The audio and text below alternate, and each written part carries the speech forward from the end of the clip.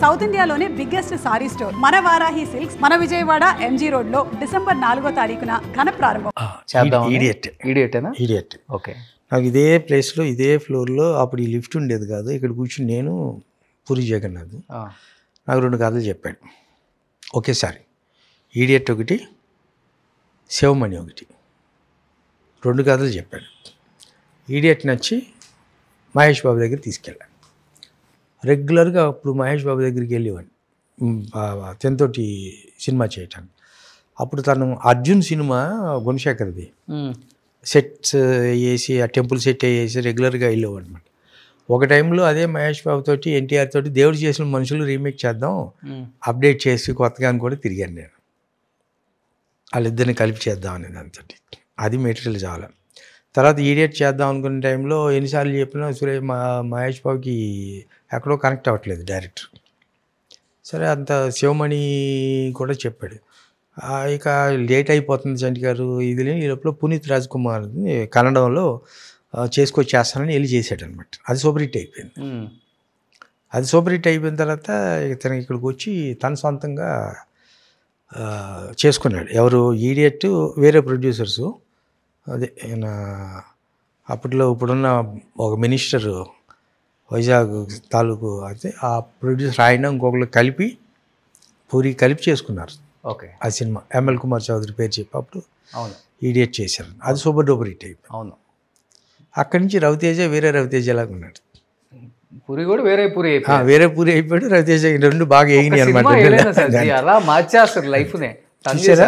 ఒకరికి నచ్చని కాదు ఇంకొకరికి నచ్చితే ఎలా ఉంటుంది అనేది అది అట్లా చేతికి వచ్చిన మంచి మంచి స్టోరీస్ చాలా వదులుకున్నారు మీరు. చాలా వదులుకోవటం అంటే నా ఐ మే బి రాంగ్. నా చేతిలో నుంచి వెళ్ళినాయంటే ఐ మే బి రాంగ్ అయ్యి ఉండొచ్చు. అన్నీ ఎట్లా వెళ్ళి తర్వాత ఆలోచిస్తూ ఉంటుంటే మనం ఎందుకు ఒక స్టెప్ ఇలా ముందుకు వెళ్ళలేదు అని ఇప్పుడు అనిపిస్తూ ఉంటుంది. కానీ అప్పుడున్న స్టేజ్ వేరు. అవును. కానీ 2 సినిమాలకు వరుసగా ఆర్తి అగర్వాల్నే మీరు కంటిన్యూ చేశారు.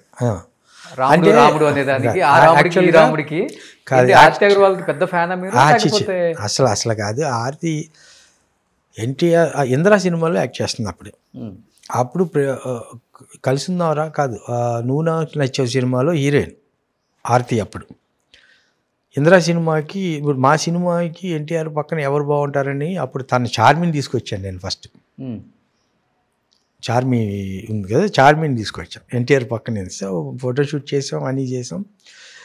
ఇద్దరిని పక్కన పెట్టి ఇది చేసేటప్పటికి ఆఫీసులో చాలా జోకులు వేశారు. ఈ అమ్మాయి లావుగుండి అప్పుడు తారక్ కూడా కొంచెం లావుగుండేవాడు కదా, వీళ్ళిద్దరిని పెట్టి సినిమా అనేటప్పటికి అందరూ ఇది చేశారు. సరే ఇంకో 1 month షెడ్యూల్ ఉంది కదా అని చెప్పి ఈ అమ్మాయి చేత కొంచెం జిమ్ చేయించి కొంచెం తగ్గించడానికి ట్రై చేద్దామని చెప్పి అని అనుకున్నాం.